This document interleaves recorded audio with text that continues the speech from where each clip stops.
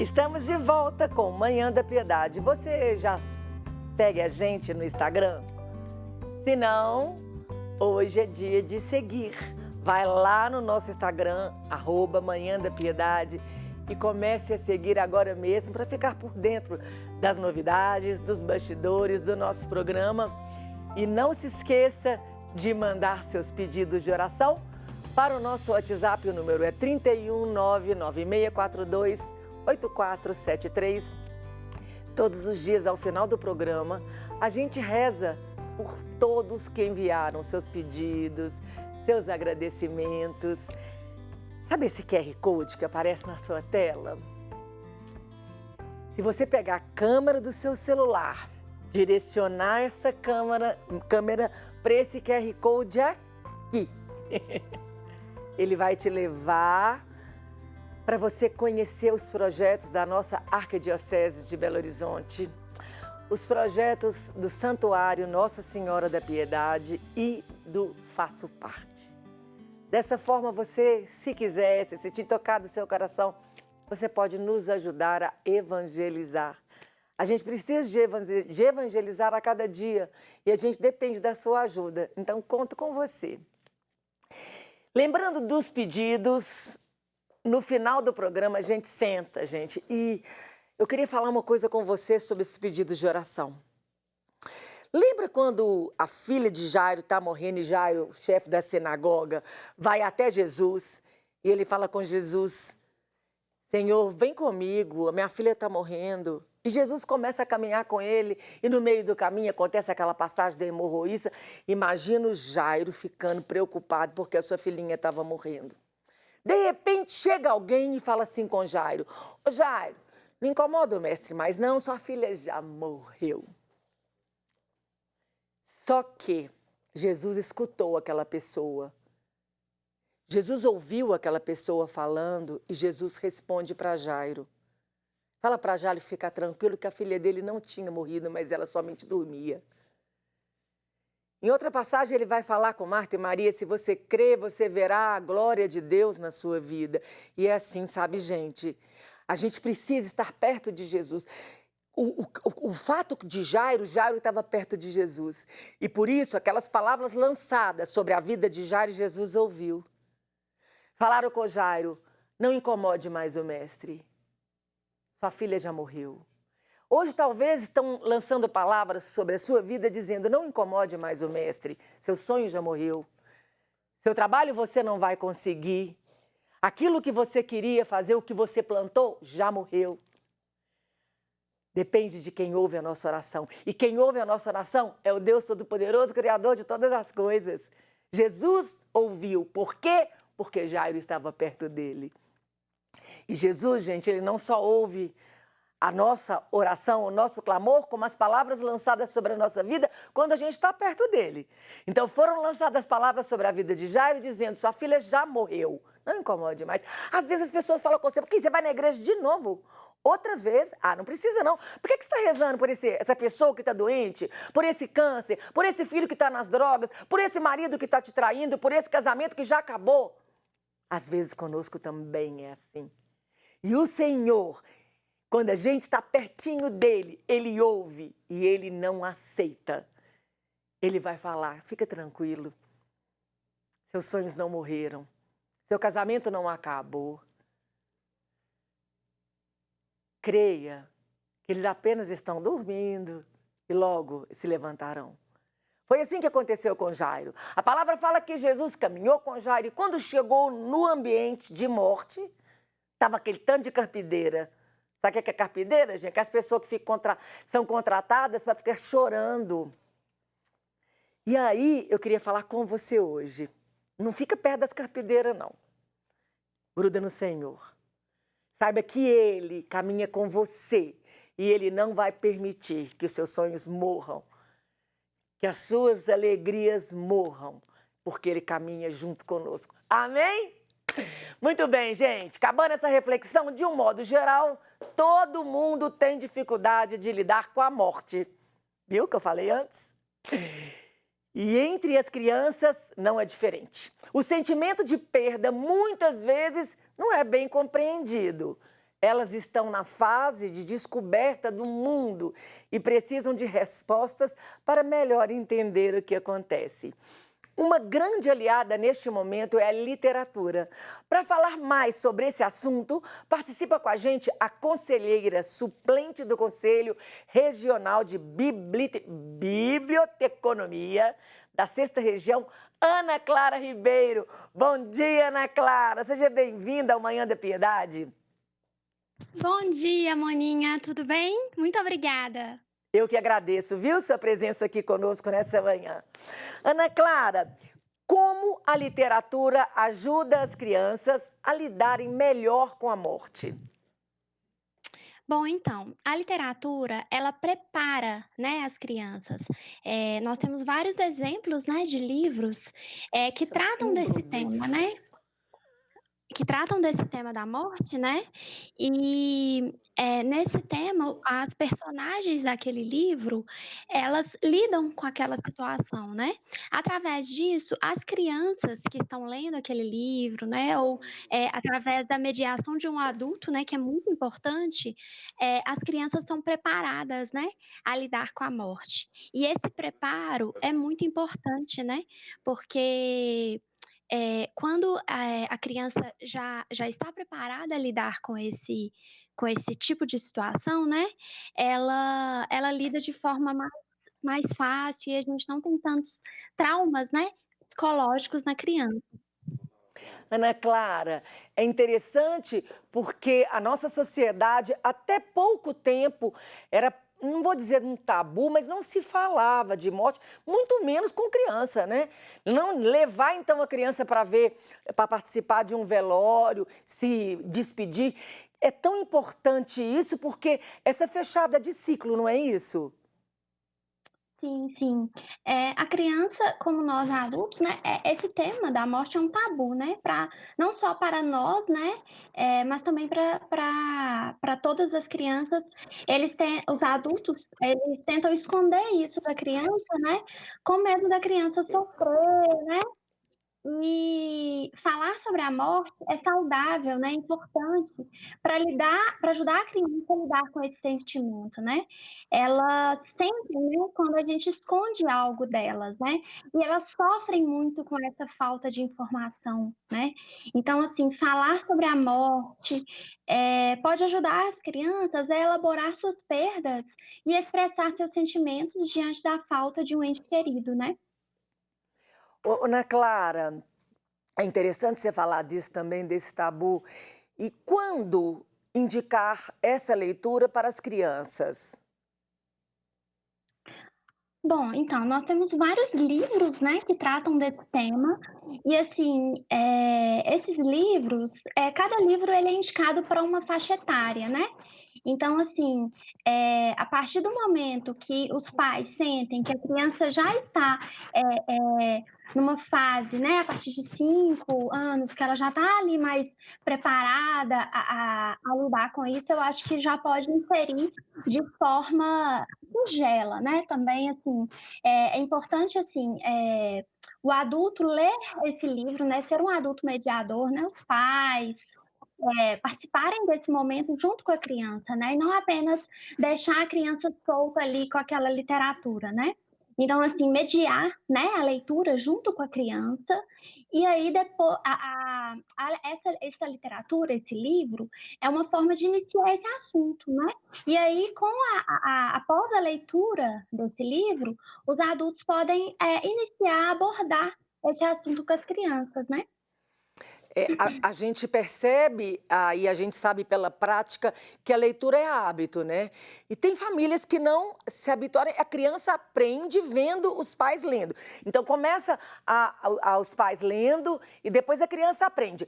No trabalho, no seu trabalho com a biblioteca, você constata exatamente isso? Aquelas crianças que leem, aqueles jovens que gostam de ler, eles aprenderam em casa com os pais ou também não necessariamente? Ó, o maior exemplo são os pais, né, então, assim, pais leitores formam crianças leitoras, né. Então, assim, pais que leem, né, a criança cuja família está inserida nesse mundo, literário, né, no mundo da leitura, ela ela tá muito mais preparada, sabe. E aí ao ir para a escola, essa criança ela já tem esse hábito de ler, porque iniciou em casa, né, iniciou dentro de casa. E assim, a escola também tem um importante papel, né, de atuar nesse momento, né, o bibliotecário ele tem um papel, assim, fundamental, né, de identificar crianças que têm essa dificuldade, né, de ler para indicar, literatura, né, indicar um livro que essa criança possa gostar, possa se interessar sem traumatizá-la, né. Mas assim, o papel da família é fundamental, desde criança, desde a gravidez, né, nós temos estudos que comprovam que pais que leem para os filhos desde a barriga, desde a gravidez, a criança, assim, desenvolve a leitura, assim, de forma espetacular. Que interessante você falar desde a barriga, porque isso também é uma coisa nova. Falo porque eu sou uma senhora e na minha época de gravidez, a leitura ainda não era assim da barriga, era de quando eles eram pequenininhos. Mas a música, sim. E toda cultura, ela é importante para já inserir na criança. Você falou um termo de inserir para a criança de forma singela. Tão lindo isso, porque o sofrimento, ele é inerente, né? O sofrimento a gente não vai escapulir dele, ele vai vir. E quando ele vier, que as crianças sejam trabalhadas dessa forma singela.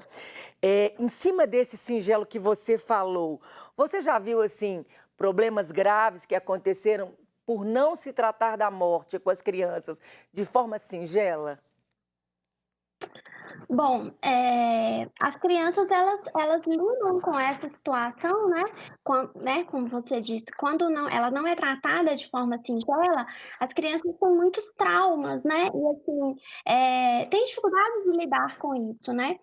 Eh Por exemplo, a questão tem muitos pais que levam assim: "Ah, fulano não morreu não, fulano, estava dormindo", sabe, Uhum. ele estava dormindo e tal. E aí o que que isso gera na criança? Um medo da criança dormir, né. A criança já associa: "Olha, se fulano está dormindo, está nessa situação, se eu dormir, eu também vou ficar nessa situação", né.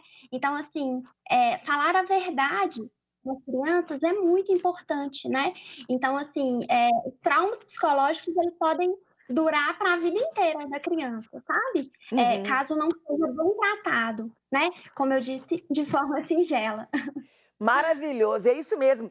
Ana Clara, deixa eu te fazer outra pergunta. As redes sociais, você acha que elas atrapalham ou elas ajudam a leitura? Olha, eu acho que temos um limite, temos um certo ponto. As redes sociais, elas são importantes ferramentas, no sentido de ajudar os pais a terem acesso a conteúdos de forma fácil, Ajuda também.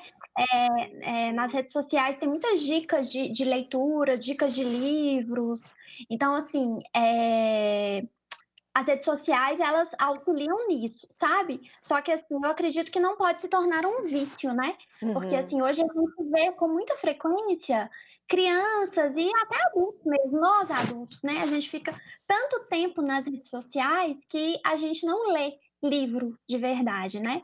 Então, assim, isso atrapalha e muito, né, porque, a rede social ela não substitui um livro, né, eu acho que é importante a gente ressaltar isso, né, a gente tem que saber utilizá-las, saber utilizar as redes sociais de forma inteligente, de forma que vá nos ajudar e não, assim, atrapalhar a nossa vida, né.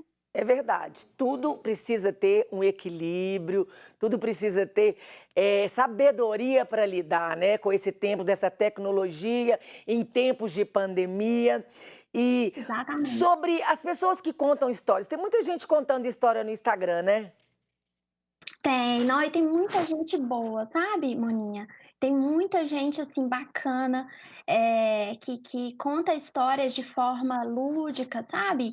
Que, inclusive nesse momento de pandemia, ajuda as crianças a lidarem com essa situação, né? Porque nós estamos vivendo uma situação totalmente atípica, né? Diferente de tudo que a gente já viveu, né. Então, assim, as crianças, não podem ir para a escola, né, não têm contato com os amigos.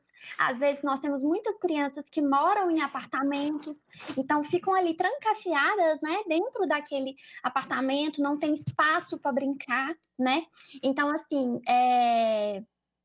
nós temos N contadores de histórias que estão auxiliando nesse momento, né, tanto no Instagram, no YouTube também tem muita coisa bacana, sabe. Então assim, eu acho que é aquilo que eu falei, saber, né, e como você disse muito bem também, saber utilizar as redes sociais com sabedoria, né. Eu acredito que se ela for utilizada com sabedoria, ela pode enriquecer e muito, sabe, e ajudar as crianças a lidar nessa situação, que nós estamos passando atualmente. Uhum. Ana Clara, também com o advento da tecnologia, a gente tem agora os e-books, aqueles livros também que são baixados ou comprados em PDF. Tem um livro que eu não vou falar o nome dele, que ele é uma marca que não patrocina a gente, mas que você pode baixar e ter este livro digital em casa. Você acha importante a criança ter o contato com o livro de papel mesmo, ou o livro digital também resolve? Olha, eu acho que o livro para criança, o ideal é o livro de papel, sabe, Moninha? Porque assim, é o tato, sabe? A criança folheia aquele livro, o livro tem um cheiro, né? O livro, muitos livros infantis têm também expressões, né? Faz barulho, às vezes tem um pelinho do cachorrinho que a criança pode tocar, sabe? Tem aqueles livros pop-up, né? Que na hora que a criança folheia a página, ele pula, né, às vezes forma uma casinha. Então, assim, eu acho que para crianças, né, o livro em papel assim, ele é muito importante, sabe. Então, assim, à medida que a gente cresce, né, e vira adulto, aí a gente pode até migrar para o e-book, né, que tem muita coisa boa, sabe. Inclusive tem livros que são publicados, né, na verdade a maioria, tem a opção de comprar no papel ou digital, né. Mas, assim, para criança eu acho que o melhor é o papel mesmo. É verdade, você me lembrou uma coisa que tem esses livros lúdicos que interage com a criança, que faz barulho, que tem texturas diferentes. É importante porque ele vai aguçar a curiosidade da criança para poder participar e gostar, amar o livro em primeiro lugar, para depois passar para um livro somente com letras, né? Ô, Ana Clara, quais os títulos que, no seu ponto de vista, podemos indicar de acordo com a idade da pessoa? É de acordo com a idade? Deixa eu formular a minha pergunta melhor. É de acordo com cada idade para poder trabalhar com a morte? Olha, não tem uma idade bem definida não, sabe, Moninha? A gente não a partir de tal idade, já pode atuar nesse tema e tal. Mas, assim, eu acho que os pais precisam sentir a maturidade, sabe, da criança, em que ponto que a criança está, sabe? Psicológico mesmo e de maturidade. Porque, assim, as crianças começam a fazer perguntas também, né? E aí, muitas vezes, os pais não sabem o que responder, né. Às vezes a criança: "Ah, para onde que a gente vai quando a gente morre?", né. E aí, às vezes, os pais ficam perdidos, eles não sabem o que dizer, acabam inventando, né, a questão que eu falei das mentiras, inventa história, né, e aí a criança, né, às vezes: "Ah, não, quando a pessoa morre, ela dorme", aí a criança: "Ai, meu Deus, então eu não posso dormir que senão eu vou morrer", sabe. Então, assim, eu acho que os pais precisam sentir a maturidade da criança. Mas, assim, nós temos vários títulos que tratam desse tema de forma delicada, né, de forma singela, sabe? Uhum. Ô, Ana Clara, maravilhoso conversar com você. Muito obrigada pela sua presença aqui. De tudo que nós falamos, tem alguma coisa que você gostaria de acrescentar? Bom, eu acho que é importante que, a gente ressaltar, né, que falar sobre a morte com as crianças não significa a gente entrar em altas especulações ideológicas, abstratas, nem em detalhes assustadores ou macabros, sabe. Eu acho que é importante a gente colocar esse assunto em pauta, sabe, que ele esteja presente através de textos, de imagens, simbolicamente na vida da criança, sabe. Isso não tem nada a ver com depressão ou falta de esperança. A morte, ela pode ser vista como ela realmente é, né, como uma referência concreta, né, e fundamental para a construção do sentido da vida, né. Acho importante a gente ressaltar isso, tá bom? Tá bom, muito obrigada. O Instagram tá na tela, @CRB6Região, isso? Isso mesmo. Ana Clara, Sigam o muito nosso Instagram. obrigada. Deus te Obrigada, abençoe e te proteja, viu? muito obrigada, eu que agradeço. Tchau, tchau. Tchau. E nós aqui, gente, vamos para um rápido intervalo, é rapidinho, daqui a pouco a gente volta.